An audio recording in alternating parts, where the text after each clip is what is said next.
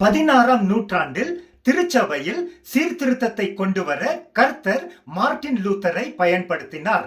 இதன் காரணமாக கத்தோலிக்க திருச்சபை லூத்தரை எதிர்த்தது.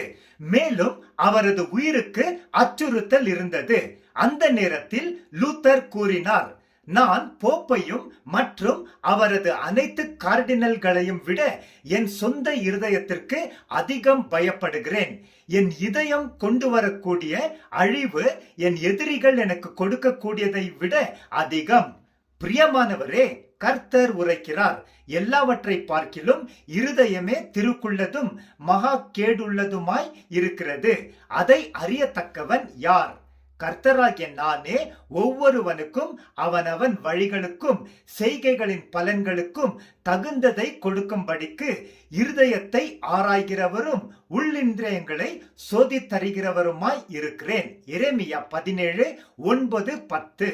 மேலும் கர்த்தர், என் மகனே, உன்னுடைய இருதயத்தை எனக்கு கொடு என்று கேட்கிறார். நீதிமொழிகள் 23:26.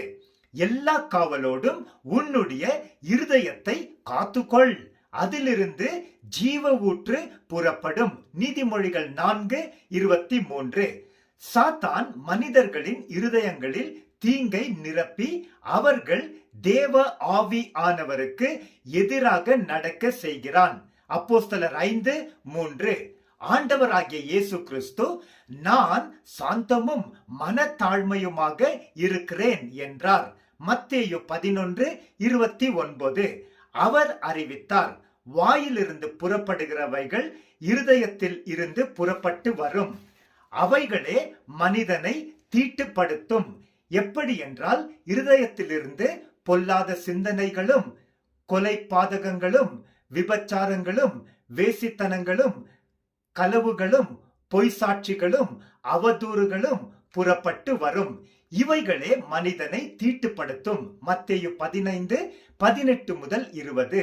இருதயத்தில் சுத்தமுள்ளவர்கள் பாக்கியவான்கள், அவர்கள் தேவனை தரிசிப்பார்கள். மத்தேயு 5:8. உன் தேவனாகிய கர்த்தரிடத்தில் உன் முழு இருதயத்தோடும் உன் முழு ஆத்துமாவோடும் உன் முழு மனதோடும் அன்பு செலுத்துவாயாக. மத்தேயு 22:37.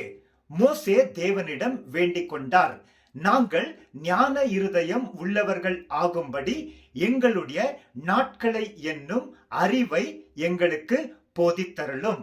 சங்கீதம் 90:12. ஆமென்.